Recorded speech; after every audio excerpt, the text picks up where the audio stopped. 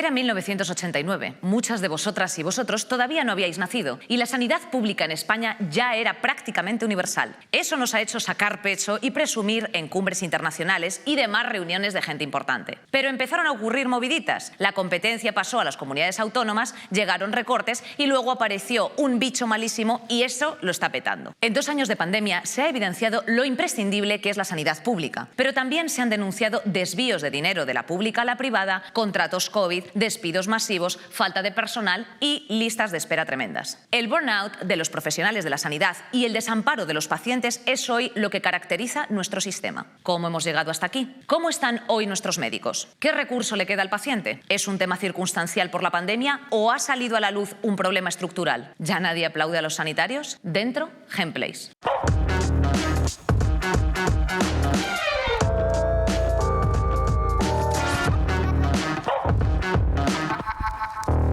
8 de la tarde y como ya era costumbre, pues nos toca pues un aplauso, aunque en muchos puntos de España parece que lo que estábamos haciendo los sanitarios era esto, era esto. Hoy nos acompañan los de Bata, a los que tenemos que dar las gracias de verdad y bueno, pues para que nos cuenten un poco no solo su experiencia y cómo están viviendo bueno, pues toda esta crisis sanitaria sin precedentes, cómo están de las cocoteras, cómo les afecta a sus centros sanitarios y bueno, pues sin ser demasiado madridcentristas, vamos a intentar dar una perspectiva a nuestros amados sanitarios y a nuestra potente salud pública. Ponme el vídeo.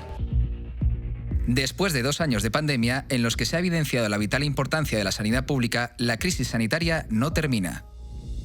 El colapso de los centros médicos se sigue repitiendo con cada nueva ola de COVID y son muchos los médicos que alertan del riesgo de desatender patologías crónicas ajenas al virus. La sanidad afronta graves problemas como la privatización, los despidos masivos, la falta de personal. Tenemos a los administrativos haciendo de mampara de contención para intentar repartir. No hay triaje ni mesa de clasificación dentro de los centros de salud y realmente la atención primaria se cae a día de hoy de nuevo. Las largas listas de espera para las citas en atención primaria e incluso las agresiones de pacientes a sanitarios, de los cuales un 97% sufre síndrome de agotamiento o burnout. Me dejó encerrada en la consulta y no me dejaba salir. Noté un golpe, un impacto en la zona, en la espalda. Me giré y vi al padre de un paciente que me había dado un puñetazo. ¿Qué ha ocurrido con la sanidad pública? ¿Cómo hemos pasado de aplaudir a nuestros sanitarios a agredirles? ¿Cuál es el futuro de nuestro sistema sanitario? Pues el futuro es efectivamente que hay que tener un poquito más de cariño de todos los profesionales, no solamente médicos y enfermeras, médicas y enfermeros, sino también pues todos los auxiliares, celadores y bueno, pues demás personal que acompaña en toda esa infraestructura que no es baladí y además está delegada a las comunidades autónomas. Nos acompaña hoy una mesa de locura y bueno, pues en primer lugar tenemos a América Martínez. Ella no es sanitaria, pero es profesora de Filosofía y Economía porque siempre tenemos que poner aquí un punto de letras a todo esto y de reflexión. América, ¿cómo estás? Pues muy ilusionada, muy agradecida a nuestras sanitarias y sanitarios y también un poco reivindicativa. Ah, vale, muy bien. ¿Qué quieres reivindicar? La sanidad pública. A muerte, ¿eh? A muerte. Eso es una cosa que... A vida. A vida, sí, exacto. Efectivamente. Es que es una cosa que cuando estaba pues la Ana Obregón con COVID en las campanadas, pues estamos diciendo, mira, este año hay que pedir salud, que no se nos olvide, otro año más. Continuamos con Clara Alvarado, enfermera, pero también actriz y cantante. Además, bueno, pues ha actuado en el musical de La Llamada, así que por eso te sonará. Y además las llamadas también las coges. ¿Es así, Clara, o no? Sí, las de emergencia sobre todo. Las de emergencia. Sí. Dejaste todo y durante toda la crisis sanitaria te fuiste al hospital otra vez. Sí, bueno, yo en realidad no tenía experiencia como enfermera. O sea, mi caso es un poco raro porque vengo del mundo de la interpretación y de la música, pero tengo la carrera de enfermería, nunca ejercí y cuando pasó todo esto dije...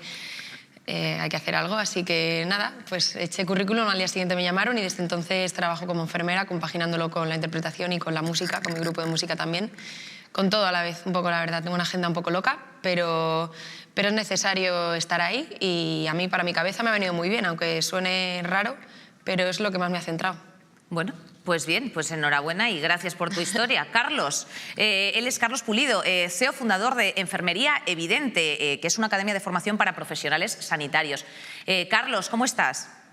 Muy buenas, muy bien, muy contento de estar por aquí y agradeceros lo que habéis preparado para dar un poquito de visibilidad a nuestra profesión. ¿Qué nos vas a hacer ahí unos puntos de sutura de fondo, que sabemos que es tu especialidad? Sí, si procede, pues habrá que hacerlo. Esperemos que no proceda, la verdad.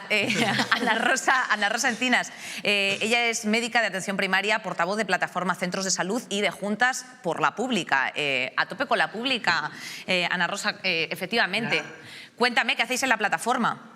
Bueno, pues intentamos unirnos todos los trabajadores de la sanidad pública de atención primaria en Madrid. Yo os agradezco muchísimo permitirme estar aquí con vosotros y creo que es muy importante en este momento la unión, complicada, también es cierto, de todos los que estamos trabajando en el sistema sanitario público. Y es muy complicado por muchos temas, pero sobre todo por ese cansancio y hastío y desesperanza y decepción y tantas cosas, ¿no? Estamos como con poca energía, hay que reconocerlo, sí. Un buffet libre de emociones y nada positivo. O sea, ya llega un momento, estamos todos hasta la albóndiga. Imagínate, en los centros de salud, pues eso ya es next step.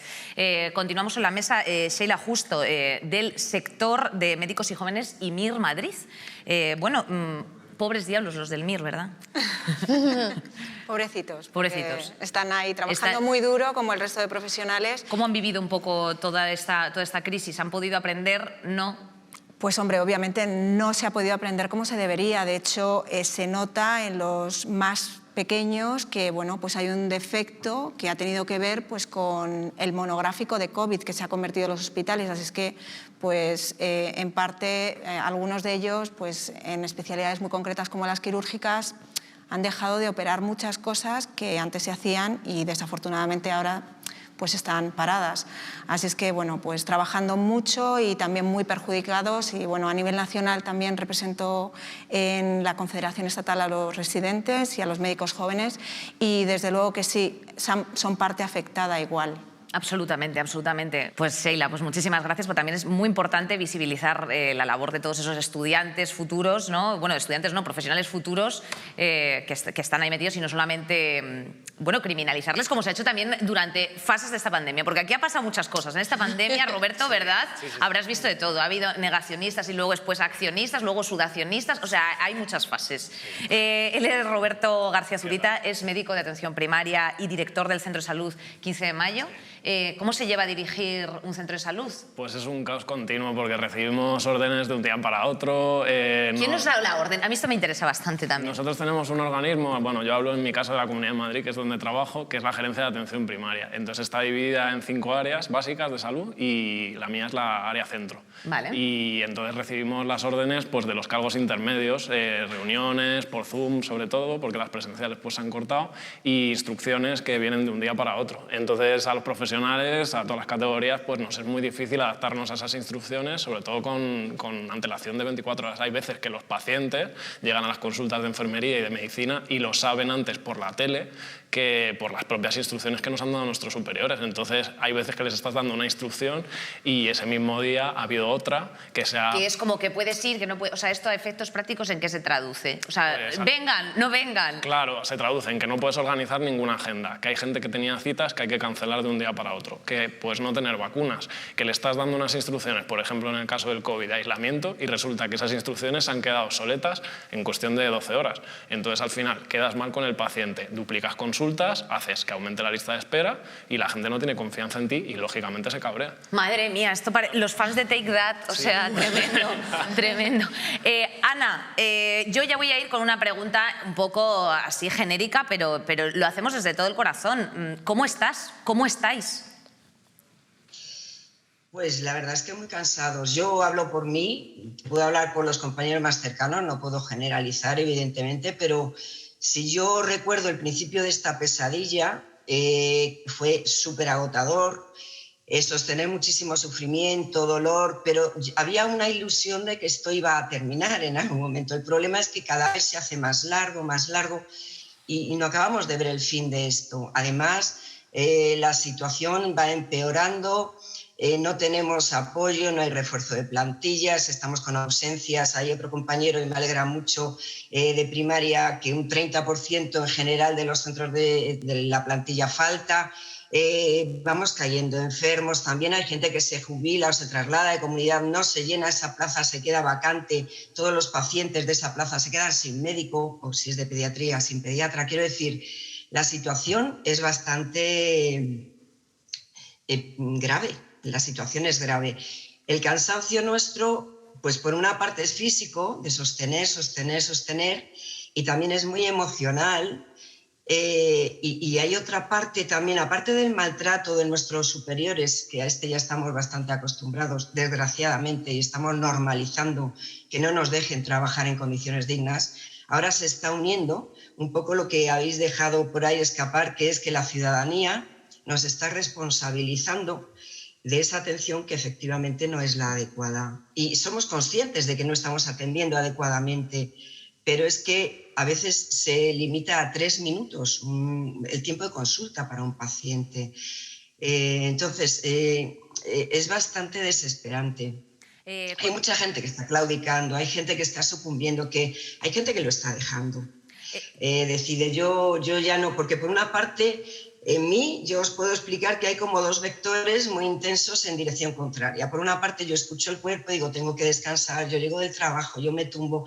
Prácticamente es que hago muy poca vida, o sea, es trabajar con un horario mucho más amplio del que me corresponde, llegar, descansar y prepararte para el siguiente día.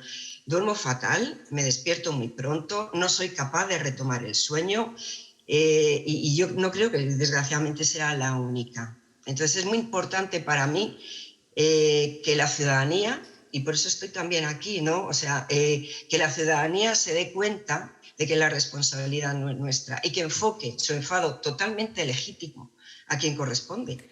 Es que no somos nosotros. Carlos, ¿tú cómo estás? ¿Te vale con que te den las gracias o ya eso se ha caducado un poco? Pues realmente al principio hacía mucha ilusión, ¿no? Esos aplausos a las 8, pero luego cuando se convirtieron en pedradas, claro. En caceroladas, pues no hacían tanta gracia.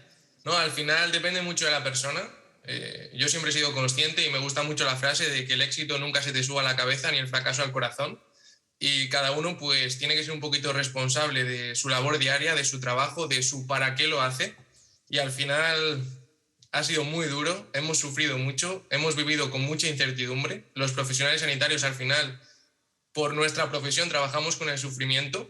Pero es que ahora además poníamos en riesgo a nuestras familias, a nuestros amigos, nos hemos tenido que aislar por no poner en riesgo a nadie más, hemos estado ahí al pie del cañón sin materiales de protección porque en teoría no hacían falta, así que estamos, creo, en general bastante saturados. Y además, doble chiste, ¿no? Saturado también. Sí. Claro, fíjate, no es un chiste médico, por favor, un chiste clínico. América, yo no sé si tú piensas que quizá todo el rato al sector sanitario se le tilda un poco, pues eso, de que tiene que tener un comportamiento ejemplar de cara a la ciudadanía y, por tanto, la ciudadanía, por otra parte, les estamos exigiendo unas cosas que no proceden. Por supuesto. O sea, tenemos que aceptar que el sistema sanitario no sigue las lógicas clientelares o del sistema privado. Si yo estoy en una cafetería y le pido a la camarera o al camarero un café y me pone un té, le digo, perdona, te pedí un café, y te pone el té. Pero es que nuestro remitente inmediato, cuando nosotros le demandamos algo a la sanidad pública, no es la médica, la enfermera o el personal sanitario que tenemos delante, es el sistema, o sea, es el Estado. La salud pública no sigue un sistema privado ni comercial, no se intercambia un servicio por un precio, forma parte de nuestro derecho ciudadano y forma parte del concepto activo de estar como ciudadano en este país. Absolutamente. Y por aterrizarlo un poco, Clara, ¿cómo está, por ejemplo, tu centro? Pues bueno, el hospital en el que yo trabajo es el Hospital de Canto Blanco, pertenece a La Paz y es una medicina interna en geriatría. Y está, pues imaginaros, trabajar con abuelos desde el inicio y hasta el día de hoy no ha sido nada agradable. En el inicio, en mi caso, cuando empecé, porque eran pacientes no candidatos a UCI ni candidatos a una reanimación y a día de hoy porque vemos precisamente cómo vienen de deteriorados, tanto de sus casas como de las residencias de ancianos. O sea, las patologías con las que llegan a la planta se multiplican, se amplían y, claro, el personal sanitario que tenemos en una planta para trabajar con ancianos, con multiescarados, con pluripatología respiratoria, pulmonar, luego renal, o sea, al final es que van derivando en 1000 cosas. Las auxiliares, hay muchísimas de baja, enfermeras también, pero ya no solo físico, como decía Ana, sino a nivel emocional. Es que el personal está muy quemado porque hay mucha carga de trabajo y no hay personal y no se están cubriendo ni medias jornadas ni bajas y al final depende de cada planta, pero en mi caso son personas mayores muy dependientes y que necesitan esa atención. Y luego ya sumo las familias. Hay familias muy entregadas a sus mayores y hay familias que no quieren saber nada de ellos y eso es muy doloroso ver cómo hay muchísimos problemas sociales a la hora de dar altas. Total. Llevan en la planta 3 meses, 4, 5. Es muy fuerte. Es muy fuerte y además, sí, o sea, que tenemos una sociedad enferma es algo que nos gusta también mucho, aparte de la palabra capitalismo.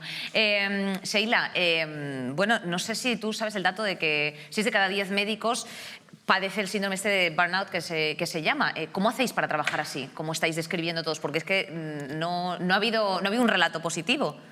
Claro, realmente incluso 6 de cada 10 yo creo que a lo mejor se ha quedado obsoleto en este momento, claro, porque estamos en una situación en la que como no hay profesionales y como decía la doctora previamente, no se están supliendo, se está llegando a una sobrecarga que por un lado ni el paciente está contento, ni el médico está contento y como decías en relación a criminalizar la actividad de los médicos, obviamente la criminalizan a nivel de los medios porque no hay médicos, entonces no se pueden poner malos, o sea, es una población que es que se requiere porque está en defecto, pero no en este momento, desde antes de la crisis. Estábamos en defecto y gracias al esfuerzo de los profesionales se ha conseguido mantener el sistema durante muchos años, pero ha tenido que venir esta pandemia para darnos una lección absolutamente y dejar en evidencia que esta sanidad no era la mejor del mundo en base a la sanidad en sí y la inversión que se hacía, sino en base al esfuerzo. Y cuando los profesionales decaen, decae la sanidad y decae la calidad, que es lo que ahora pasa, que no hay calidad.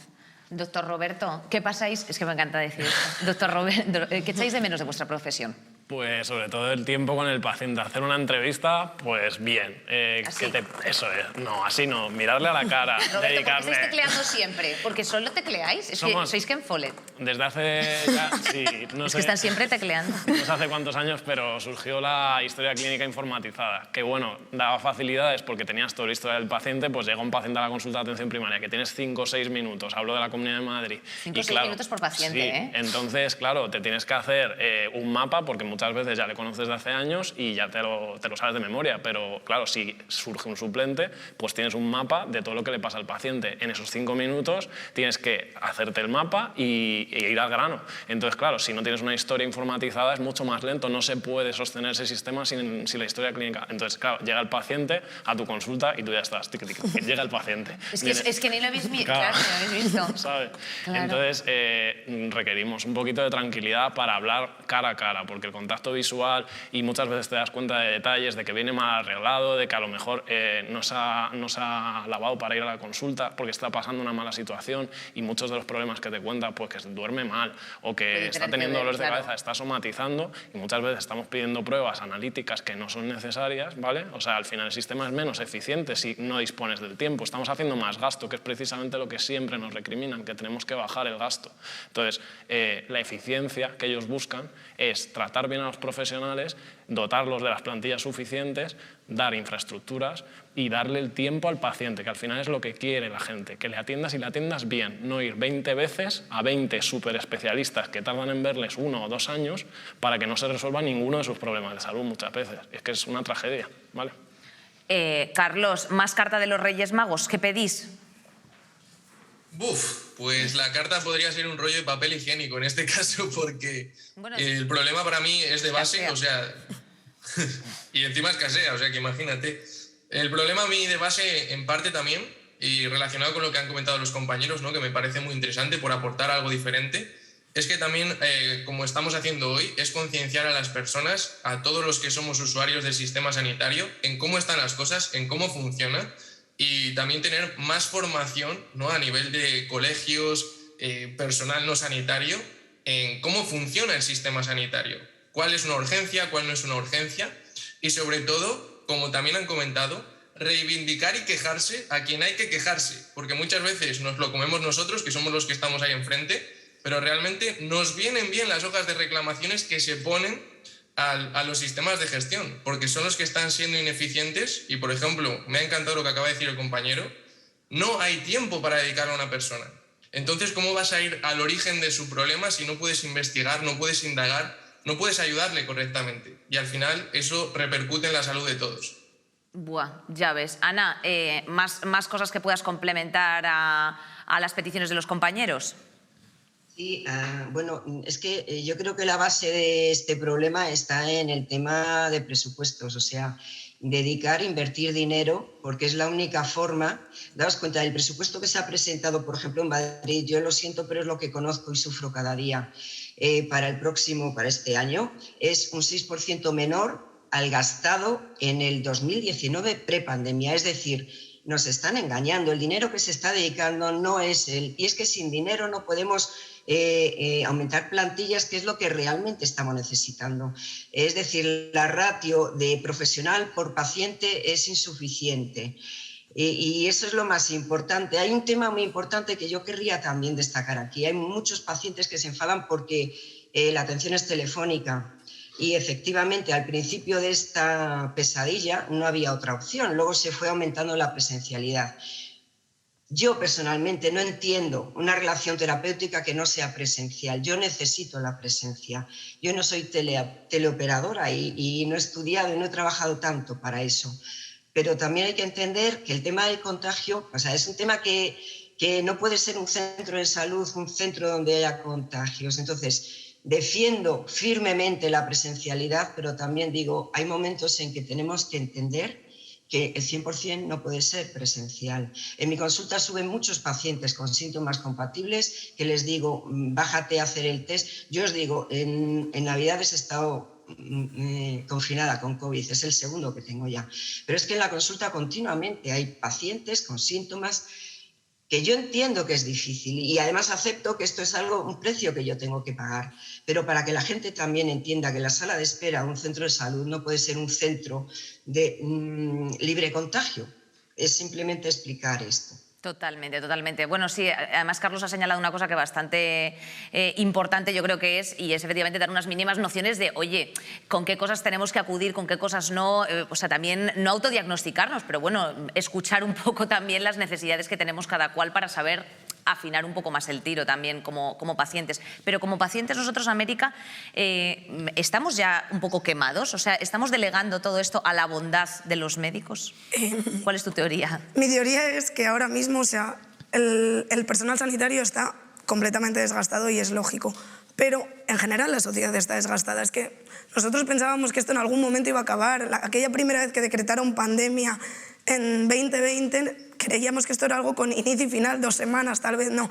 Ahora mismo cae un meteorito y no nos sorprende. O sea, es que tenemos una sensación apocalíptica de que esto no va a ningún sitio. O sea, de que hemos perdido totalmente la esperanza. Y el hecho de haber perdido la esperanza, creo que, y este derrotismo que sentimos, creo que si no lo canalizamos y somos proactivos hacia nuestra sanidad, otras soluciones desde lo privado nos van a empujar a lugares más fáciles, como ahora estamos viendo que... La llorería. La llorería o famosa empresa de envíos o famosa cadena de televisión que ofrecen un paquete de asistencia sanitaria integral en el móvil. O sea, creo que la sensación derrotista nos empuja a eso y creo que a la conclusión que he llegado después de escucharnos un poco a todas es que la responsabilidad sobre lo que está ocurriendo ahora mismo en la sanidad, lejos de pedírsela al personal sanitario, hay que pedírsela en primer grado a la gestión política y, por tanto, al votante, no tanto al sanitario. Claro, al sanitario. Bueno, nos quedamos con esta reflexión para efectivamente devolver el bloque a salvar a la sanidad pública, no sin antes, con, después de Ana Obregón, famosa bióloga, Maffer, que también tiene un buen vídeo preparado. Hola amigos y amigas, en esta ocasión venimos a hablar de salud y pandemia. Durante estos ya 2 larguísimos años de pandemia se ha evidenciado claramente la importancia y la necesidad de la sanidad pública. Sin embargo, la hemos visto como un poco desmantelada últimamente. ¿Qué consideran ellos y ellas que se está haciendo mal? Volcar toda la atención en la responsabilidad civil y no en las medidas políticas de los organismos. Creo que los ciudadanos hemos hecho prácticamente todo lo que estaba en nuestra mano, de manera que si se sigue colapsando la sanidad y las UCIs, con el 92% de la población vacunada, yo creo que la responsabilidad civil se queda un poco al lado. Nos hablan también del negocio en farmacias, de los test de antígenos, y nos dicen que es surrealista que en esta época pandémica en la que estamos, con la de profesionales cualificados que hay en nuestro país, las normas finalmente, en última instancia, se decidan por intereses políticos, ¿no? En Euskadi, sinceramente, ni tan mal. Que nos cuenten un poco sus anécdotas, por decirlo así. Su madre tiene un quiste de Baker inoperable y que lo único que le han mandado ha sido ibuprofeno. Vale. Da igual la dolencia que tengas, que el especialista lo vas a tener mínimo 7 meses después. Llamó para pedir cita para el ginecólogo y le dijeron, vale, el viernes te llaman. Pues ha pasado un mes y no me han llamado. Le retrasaron unos 7 meses para hacer las pruebas de cáncer. Le mandaron a casa teniendo hepatitis B. O sea, ¿esto cómo es? Le han dado una cita para contarle qué tal unas analíticas que se hizo en noviembre. Le han dado cita en junio. En junio a lo mejor ya se ha acabado el planeta. ¡Pum!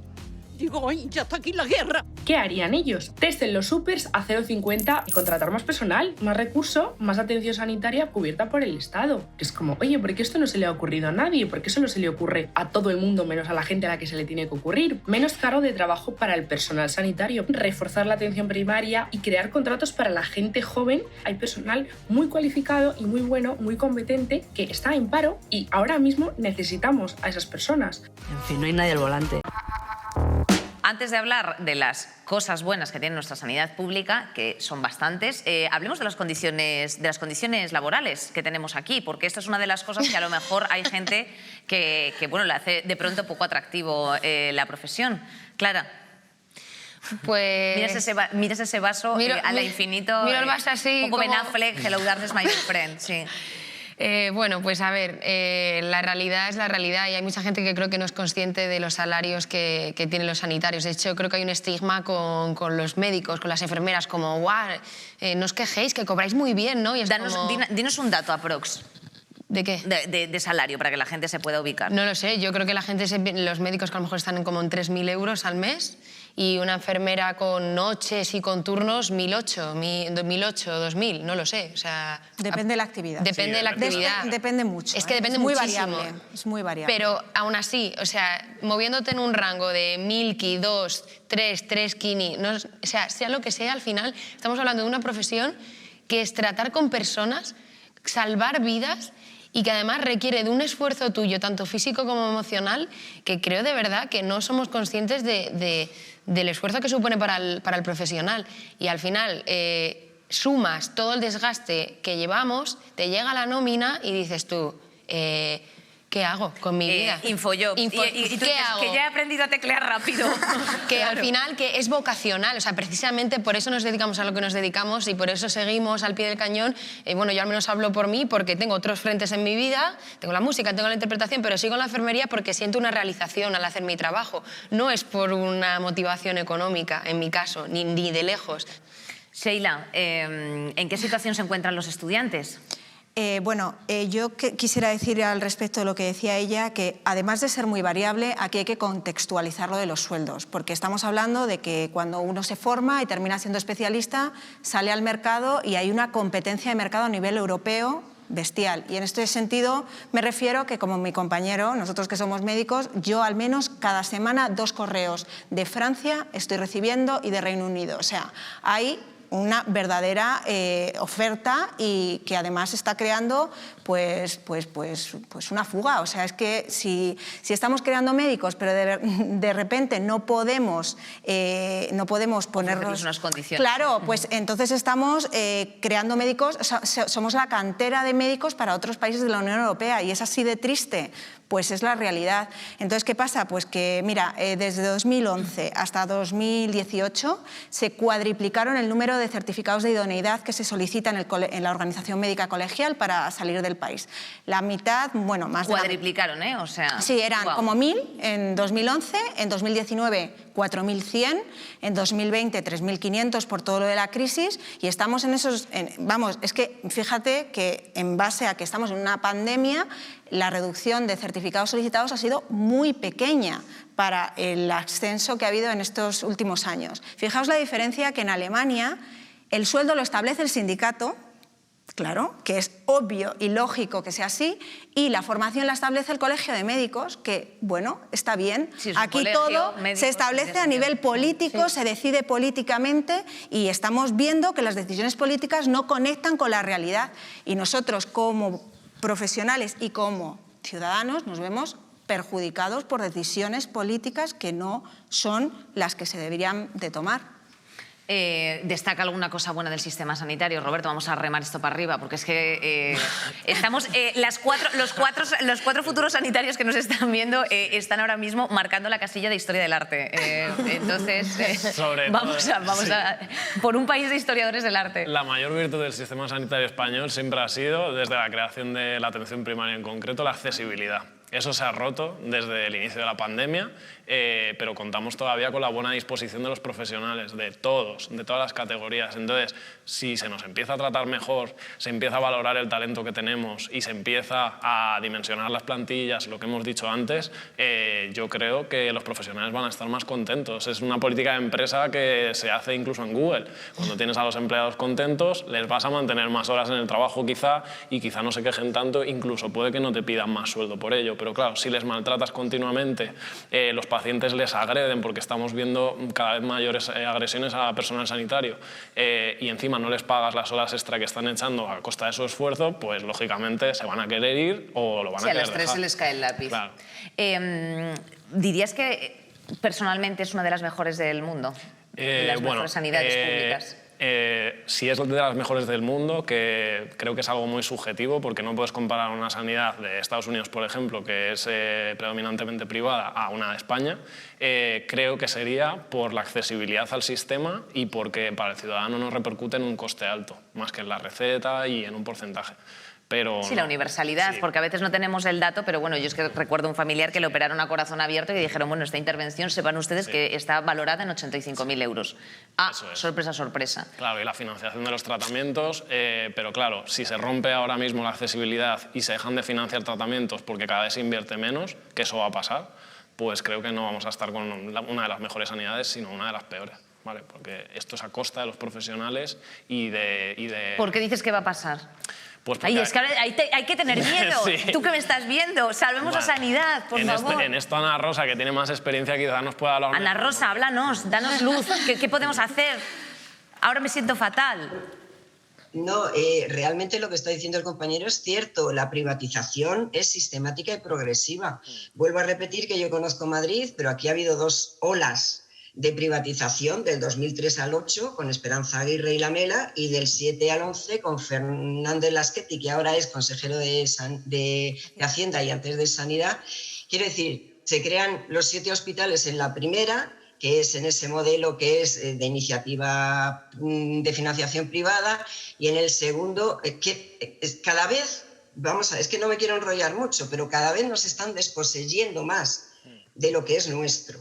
Y solamente os voy a poner un ejemplo para que la gente joven pueda entender. Ellos sostienen, los que son partidarios de la privatización, que en Madrid ya hay un 39% de ciudadanos con póliza privada, lo están consiguiendo. Sostiene que la gestión es mejor si se hace de una forma privada. Esto es absolutamente falso y hay un montón de estudios donde se confirma que es falso. Pero yo quiero haceros una pregunta, a ver si alguien me puede explicar esto. En hospitales públicos de Madrid, Infanta Sofía, 19 camas de UCI cerradas, y Infanta Leonor 6, 26 camas de UCI cerradas. Todo el tiempo que hemos estado sin camas UCI, que hemos estado colapsados, no se han abierto ni se abrirán. Pero fijaos lo que ha pasado en enero del 21, perdón, o sea, en enero del año pasado, se habló de intervenir en la sanidad privada. Intervenir la sanidad privada es lo que tenían que haber hecho cuando 7.000 ancianos estaban muriendo abandonados en las residencias. Ahí tenían que haber cogido a los ancianos y sí o sí llevarlos a hospitales privados donde tenían camas UCI disponibles. No, en enero del año pasado lo que han hecho es pagar al mes 1,5 millones de euros a la privada por 25 camas de UCI. ¿Esto alguien me lo puede explicar? Esto es lo que está pasando en nuestro sistema sanitario público en esta comunidad. Y esto es importante que lo sepa todo el mundo. Están dilapidando el dinero. 170 millones en una nave central que no es necesaria. 50 o 60 en un IFEMA que tampoco lo era. Tenemos pabellones, torres, plantas cerradas en hospitales públicos. Se está dejando morir esto. Entonces, tú me pides que te dé algún dato positivo. Es que la verdad es que es complicado como no reaccionemos. Pero reaccionar tiene que reaccionar. Ana Rosa, yo quiero reaccionar ya. Yo ya quiero, ahora mismo me estoy levantando, o sea, quiero dejar ya el programa. ¿Cómo reaccionamos como ciudadanos? ¿Qué podemos hacer? Es importante instar a que la gente se asocie en plataformas, salga a la calle. ¿Qué es importante hacer? Porque es que de verdad es grave. O sea, el sentido de la colectividad por parte de los jóvenes en ocasiones se disipa. Entonces es importante que trasladéis, por favor, esta idea, ¿no? La colectivización, el salir a la calle. ¿Cómo lo ayudamos? El tema es tomar conciencia de lo que está pasando. El tema es informarnos, que no es fácil, por cierto, los medios de comunicación no van a contar esto, y que sepamos todos que hay mucho movimiento vecinal, hay colectivos ya desde muchos barrios y muchos pueblos en Madrid. Perdón, porque hablo de Madrid porque es lo que conozco. Me imagino que en otros lugares sucede exactamente igual. Y la única solución es esa. La movilización dentro de los trabajadores está siendo complicada, por lo que he explicado, por ese desgaste brutal que tenemos. Pero los ciudadanos, a darnos cuenta, yo soy también ciudadana, evidentemente, y soy también paciente, darnos cuenta de que estamos en el mismo barco. Entonces, somos víctimas los ciudadanos y somos víctimas los trabajadores del sistema sanitario público. Estamos en las mismas. Tendremos que unirnos, buscar en la zona donde vivimos plataformas. De verdad, hay muchos, ya se está empezando incluso se está empezando a coordinar para hacer movilizaciones. Es difícil porque tampoco sabemos muy bien cómo hacer, pero poco a poco esto es como pico y pala. Pico y pala. Me imagino que también, boca. como habéis dado... No tenemos la capacidad que tienen los medios informativos convencionales, sí, no, y habéis tirado también el dato antes de que incluso las reclamaciones que se hacen de forma directa a los hospitales sirve para elevarlo, ¿no?, a nivel administrativo y que por lo menos se tenga una constancia de que hay una cuestión que no está funcionando correctamente. Hablando de las competencias entre las comunidades, Ana, voy a preguntarle a Carlos precisamente qué competencias tienen las comunidades y cuáles tiene el Estado, y si tú piensas que fue beneficioso en su momento, Carlos, el traspaso de competencias de comunidades del Estado a las comunidades, perdón. Bien, yo no soy muy experto en esta parte, pero sí creo que esta respuesta no es nada... a nivel político creo que se han tomado decisiones para quitarse el muerto, es decir, para hacer un descargo de responsabilidad constante. Si decidía yo, no, era porque las competencias estaban delegadas a las comunidades. Si decidían algo las comunidades que estaban mal, era porque han sido ellas. O sea, al final se han estado como intentando liberar de la responsabilidad de las decisiones y se las han ido pasando unas a otras. Creo que el problema de base a muchos niveles son las decisiones que se toman, que en vez de ser decisiones sanitarias son decisiones políticas, puramente políticas, que van destinadas a mantener y comprar votos. Roberto, ¿qué más cuestiones? Sí, perdón. Ana, dime. Un detalle. La responsabilidad sanitaria está transferida totalmente a las comunidades, que no quede ninguna duda. ¿De acuerdo? Porque es que esto sí que lleva mucha confusión. Está totalmente transferida. Las residencias dependían directamente y única y exclusivamente de la comunidad y de la Consejería de Sanidad. Solamente apostillarlo, ¿vale? Sí, bueno, lo voy a explicar un poco, a ver si no es muy rollo, pero nosotros tenemos un órgano que con el COVID se ha oído hablar bastante, que es el Consejo Interterritorial. Esa es competencia del gobierno en el poder. Entonces, ese consejo se reúne de vez en cuando y establece las competencias básicas comunes de cada comunidad autónoma, que son 17 más las comunidades autónomas, de Melilla y Ceuta. Entonces, luego, después con esas competencias, cada comunidad autónoma las adapta al contexto de su gasto, de sus contratas, de su personal. Entonces, claro, no tenemos los mismos derechos, por así decirlo, en la Comunidad de Madrid que en la Comunidad de Aragón, que en la Comunidad Valenciana, ¿vale? O sea, depende de cada gobierno autonómico. Vale.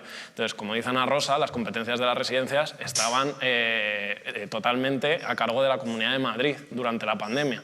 Entonces, claro, no puedes pretender que el Gobierno central, que maneja esas 17+2, maneje de repente la Comunidad de Madrid con todas las propiedades que tiene intrínsecas, porque es imposible, y en una situación de crisis.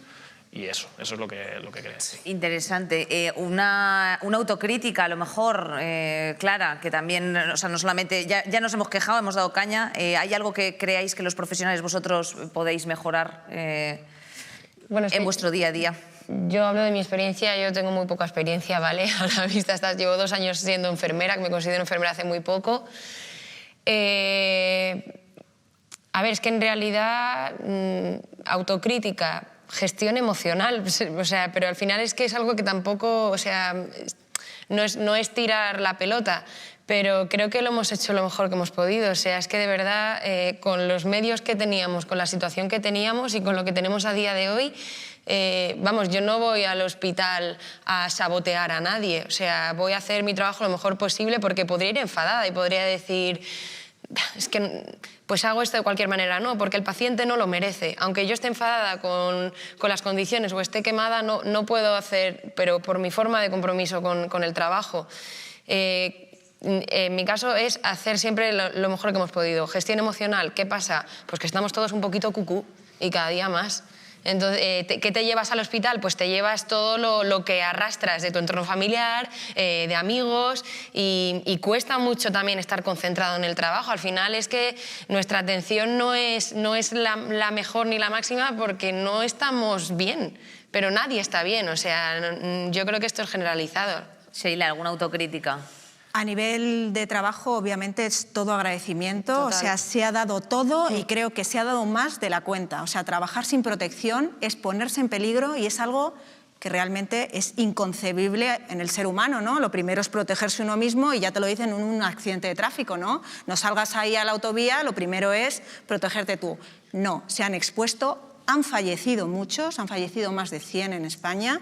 Hablo de médicos, perdonad, que no tengo el dato de todos. Y con respecto a eso, también puedo decir que si no es autocrítica hacia el trabajo, desde luego que lo que podría hacer crítica es hacia la unión. Los médicos, bueno, en este caso todos los sanitarios, pero yo que me dedico específicamente a eso, tenemos fuerza y somos personas que además estamos viendo ya de lejos el problema, y además lo llevamos diciendo hace tiempo, y lo que debemos hacer ya es unirnos por responsabilidad, porque además de médicos también somos pacientes y también nos vemos afectados por llamar al centro y que nadie te atienda, porque yo tengo también mis cosas, mis familiares, o sea, es decir, que ahora lo que deberíamos es un poco buscar soluciones, si en la política no existen o no se han planteado, que se planteen desde los profesionales que conocen los problemas, que se tomen en cuenta los profesionales y se intente, por un lado, invertir en profesionales. Estaban hablando de invertir en edificios. Si no hay profesionales para llenar los edificios, no valen de nada, los edificios no curan. Se necesitan médicos y sanitarios y no sanitarios para que esos edificios tengan vida, y por otro lado, además, dar importancia, por ejemplo, a la atención primaria, que es la base del sistema, que ya lo dice la OMS, que es el pilar fundamental y que en este momento está totalmente derruida. Se ha dado la importancia a los hospitales, cuando los hospitales es el último escalón, es cuando el sistema ha fracasado, ¿no? Porque el paciente lo primero que hay que hacer es prevención primaria, educación para la salud, y que el paciente nunca llega al hospital. El hospital es cuando ya ha fracasado la prevención, cuando ya no hay salud, la gente va al hospital. Se está dando importancia más a los hospitales, se han cerrado centros de atención primaria, se han cerrado SUAP, por ejemplo, y ahora mismo, claro, el virus, que es más leve, pues está la atención primaria totalmente colapsada y es muy difícil ahora mismo acceder al centro de salud. Por tanto, se están colapsando los hospitales de pacientes leves, o sea, está habiendo realmente un colapso total, y que los profesionales que somos conscientes creo que nos debemos unir y desde luego poner en común todo esto, el grito en el cielo, y que se dé una solución, porque vamos al fallecimiento del sistema que decían que era, o dicen que es el mejor o de los mejores del mundo. Carlos, Un mensaje antes de despedirnos de vosotros, brevemente, para los que se quieran dedicar a esto. Pues realmente es una profesión muy bonita, todas las profesiones sanitarias son muy enriquecedoras y ese sueldo emocional creo que para muchos de nosotros no tiene valor, ¿no? Es algo impagable. Realmente se aprende y se madura muchísimo en estas profesiones porque vemos lo más deleznable, ¿no? Como hemos estado hablando también del ser humano y también lo más bonito, ¿no? Hemos visto gente nacer, bebés nacer, hemos acompañado a personas a morir y al final eso a nivel de satisfacción personal, ¿no? Ese sueldo emocional, como decía, es algo que no tiene valor hasta que lo vives. Madre mía, wow. Es así, ¿eh? Es así. Estáis hechos de otra pasta, Carlos. Eso cuando se dice es verdad, para mí no es un tópico. Carlos, Ana María, me voy a despedir ya de vosotros. Os deseamos mucha fuerza, que sigáis peleando por salvar la sanidad pública y bueno, pues os mandamos un besito muy grande y os damos un agradecimiento de verdad, de corazón honesto. Yo soy de las que no me gusta saturar la sanidad pública, así que bueno, pues no me autodiagnostico, pero bueno, intento aguantar ahí con multivitamínicos en casa. Hasta luego, chicos, que vaya muy bien. Muchísimas gracias. Muchas gracias. Para respirar un poquito hemos preparado pues un vídeo de Kilgore. A ver.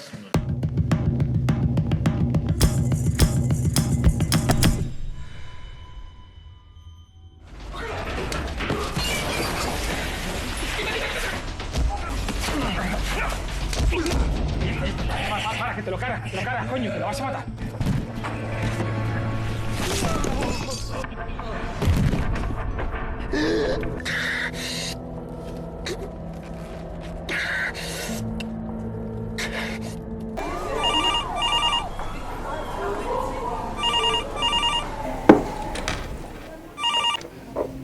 Buenos días, ¿en qué puedo ayudarle? Necesito que me casan por mí. Me han dado una paliza y no puedo moverme.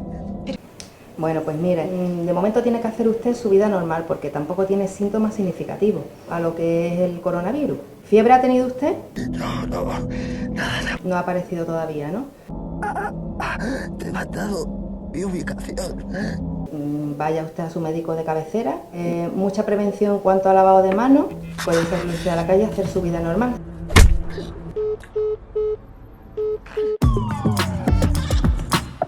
Hemos incorporado nuestras jóvenes sanitarias, que las tenemos ya pues aquí en el Zoom, preparadas para bisturí. Por favor, Aida Ramos, ella es estudiante de medicina de cuarto curso. ¿Qué tal, Aida? ¿Cómo llevas el estudio, hija?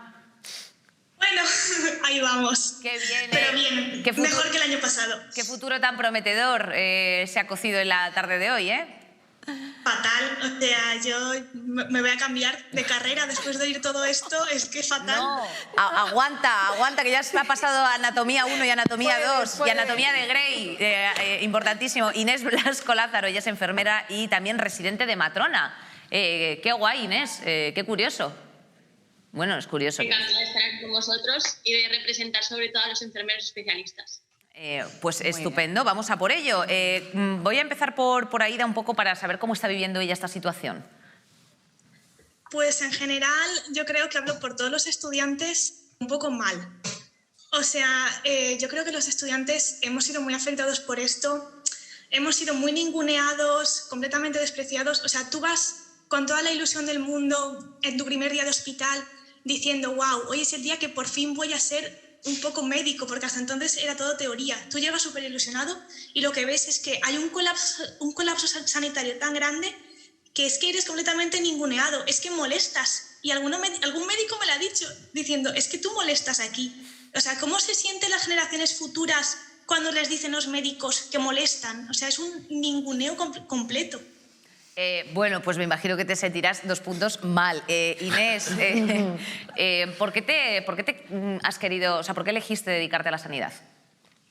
Bueno, pues yo la verdad que no lo tenía muy claro, pero lo de especializarme creo que es el futuro de la enfermería y de la mayoría de las profesiones sanitarias, puesto que una enfermera generalista tiene que saber de todo y a la vez de nada, y a mí eso me causaba un estrés, puesto que una semana te pueden llamar para un contrato en la UCI y a la semana siguiente para un contrato en quirófano, y para mí tener en mis manos la vida de una persona y saber de todo y a la vez de nada me causaba bastante estrés. por lo que decidí especializarme. Así que espero que la especialidad sea el futuro de la enfermería, de la psiquiatría y de la mayoría de profesiones sanitarias, porque creo que que esté en nuestras manos la vida de una persona no es moco de pavo, como para que tengamos que saber de todo y a la vez de nada. No, desde luego que no. Aida, tú cuando termines la carrera, ¿quieres ir, o sea, tú aspiras a la pública o a la privada? Pues la verdad es que siempre he querido estar en la pública. Es como mi gran aspiración, trabajar en un hospital, trabajar en un centro de salud. Creo que en general la mayoría de estudiantes aspiran más a la pública porque es como más el...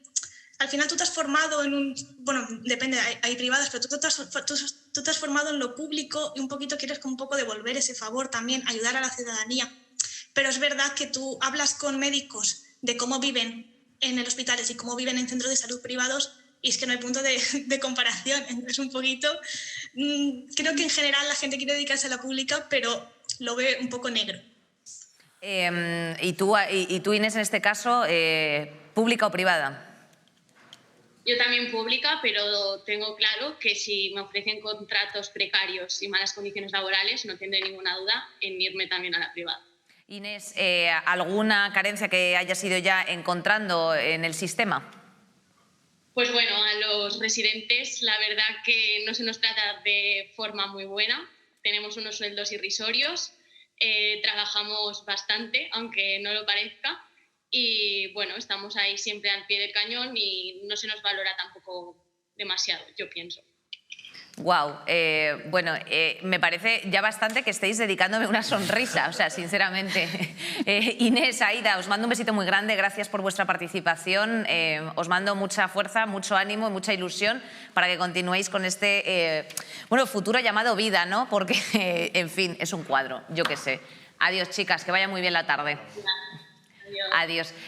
Bueno, nosotros aquí lo que hacemos ahora para cerrar es un pequeño, bueno, pues unas pequeñas conclusiones por parte de cada uno de cosas que se os hayan quedado por decir. América, que la pobrecita mía pues no la he hecho tan partícipe en ocasiones, mis disculpas, pero bueno, alguna cosa que quieras reivindicar, reclamos, agradecimientos, es vuestro momento. Vale. América, it's your time. Uy, se me queda la pendientera. Bueno, yo lo primero de todo es hacer un poco un llamamiento a que salgamos de esta pasividad y a esta minoría de edad que tenemos a veces un poco las ciudadanas, que es que parece que nos molesta más que no nos dejen salir de fiesta o que nos... Este discurso de la crispación, de que... No, es que vídeo de YouTube ultra difundido, de Instagram, unos dicen una cosa, otros dicen otra. No, no te puede... O sea, es una crueldad que te importe más salir de fiesta que tu propio sistema sanitario. Y es una crueldad de que te quejes de que no te ponen buenas normas. Sal de esta minoría de edad y... toma una actitud proactiva hacia la sanidad, porque al final es tu cuerpo y de lo que se está hablando es de tu vida y de tu cuerpo.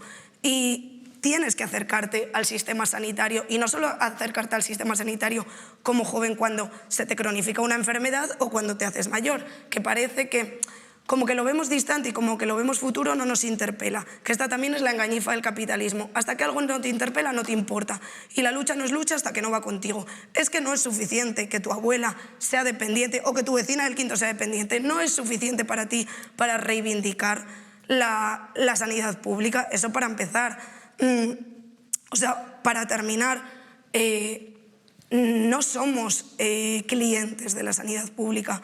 Lo primero somos usuarios y lo segundo somos ciudadanos y ciudadanas y tenemos que caminar con la sanidad pública. O sea, esto es algo comunitario y esto es algo social. O sea, tenemos que ir a su lado. E ir a su lado también implica conectarnos más con nuestro propio cuerpo y esto también implica hacer más uso de la sanidad.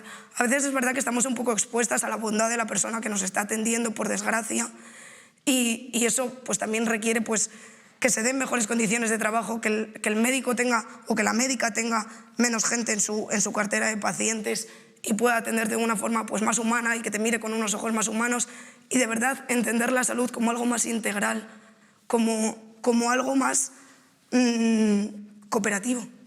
100%, 100%. Bonitas palabras. Clara.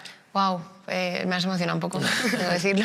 Yo también me he emocionado, porque esto es un llamamiento a las filas, a la colectividad, y es que es verdad. Es que totalmente. Es que se nos cae el dominó, chicos, que se nos cae la tostada, por favor. Que estáis aquí preocupados a ver si el 8,5 habré ya o no, de verdad. Totalmente, y a veces voy a las asambleas de barrio o a movimientos sanitarios, ¿no? A la Marea Blanca y tal, y está todo lleno de personas mayores. ¿Dónde están los jóvenes? O sea, es que no va con nosotros. Muy bien. Bueno, sí. Muy bien dicho. Sí va con nosotros. Que me dan 2 meses por una citología. Hombre, claro que va con nosotros. Has tenido suerte. He tenido suerte. Es que es cada 2 años. Es que tienes enchufe, yo creo, ¿eh? Coña. Clara. Que yo creo que somos un poco, al final, es como la generación dormida, mediocre, no sé cómo llamarnos. Al final le estamos dando importancia a unas cosas que no sé si viene de la base, ¿no? De la educación, pero creo que estamos perdiendo un poco el foco de la importancia de la vida y todo lo que conlleva, que es al final el cuidarnos entre todos y a uno mismo. Se nos olvida la palabra cuidar. La palabra cuidar no es solo intrínseca de los sanitarios, o sea, tú cuidas a tus amigos, seas abogado y el otro sea profesor de, yo qué sé, de lo que sea. Camarero, personal doméstico. O sea, se nos olvida que nos necesitamos como individuos sociales los unos a los otros, y creo que al final caminamos hacia un individualismo como sociedad y a una satisfacción de tus intereses propios, muchas veces considero vacíos a día de hoy de los jóvenes, porque creo que no nos estamos haciendo las preguntas adecuadas. No sé muy bien hacia dónde nos estamos enfocando, yo me incluyo en este grupo, pero también reconozco que estoy haciendo este trabajo desde hace unos años de hacer esa crítica personal e individual y favorecerme a mí, pero también al colectivo, o sea, a todos, entre todos. Nos tenemos que cuidar más, tenemos que tener más empatía, más respeto y, sobre todo, una gestión emocional digna y que esté a la altura de nuestra inteligencia, porque creo que no podemos ser tan tontos, de verdad. No creo que seamos tan tontos. Pues para tu sorpresa, sí. Sí, vale, mucho, pero yo creo que podemos ser más listos. Yo creo que también. Sheila. Pues a ver, mi mensaje sería dirigido a los dirigentes, ¿no? A los que están tomando las decisiones. ¿Cuál es mi cámara? La que tú quieras, por favor. Por favor. Nos ven desde todas. Desde luego, ¿dónde están los médicos? ¿Ustedes dicen que no hay médicos? Hay médicos. Cada año salen muchos médicos. Somos el segundo país que tiene más facultades de medicina después de Corea del Sur. Tenemos 44 facultades. Hay muchísimos licenciados en medicina. Se nos están yendo los médicos, se nos están yendo los especialistas. Por favor, planificación de los recursos humanos, porque si no hay médicos no hay sanidad, eso para empezar, y un plan de gestión que sea homogéneo para no volver loca a la gente, como decía el director de centro. Por favor, hay que organizar las cosas, porque dirigir un país es complejo, pero si ya los profesionales les estamos dando un poco una idea, tómenla en cuenta. ¿Y dónde están los médicos? ¿Dónde están esos? Que se vean, por favor. Por favor. Por favor. Doctor Roberto, que es que tengo la piel de puntos. ¿Qué significa esto? O sea, por favor. Pues no, tema. Esto es emoción, esto es emoción. Vale. Cuéntanos. Pues a ver, mi mensaje es un llamamiento a los profesionales. También estás mirando la cámara. Esa es mi cámara. Por favor, profesionales, compañeras, pacientes, vamos a salir de nuestro letargo. Nos están comiendo, como bien dice, la tostada y está sucediendo en nuestras caras. Entonces no podemos permitirlo. Estamos en pandemia, pero podemos salir a las calles con las precauciones debidas. Vamos a asociarnos, vamos a decir basta. Esto se termina. Y lo que teníamos era una de las mejores sanidades del mundo, pero no va a durar mucho si permitimos que continúen sucediendo las cosas que están sucediendo. Estamos a golpe de titular, que si las macrogranjas de Garzón, que me parece muy bien, pero tenemos que centrarnos en problemas más a la larga. Entonces, esto es un problema que va a suceder en los próximos 10 años. Tenemos que estar atentos y salir y juntarnos. Bueno, las macrogranjas también son un problema de contaminación, ¿eh? Sí. Yo es que, como vegana, tenemos que decir algo también. No, a ver, esto es importante. Salvemos la sanidad pública, ¿vale? Por favor, asociaos, colectivízate, acuérdate, dale una reflexión, pregúntale a tu centro de salud todas estas cosas. Estamos ya hasta la albóndiga. Mira, de verdad, no puede ser. Es que yo no sé qué hacer. Chicos, necesito ayuda. Así que, por favor, ponedme respuestas aquí. Y también, por supuesto, seguidnos en nuestras redes sociales, porque el capitalismo siempre impera y adelanta por la izquierda. TikTok, Instagram, Twitter, YouTube, todas esas nos seguís. Genplace@rtv.es. Resistimos y la sanidad pública lo hace también.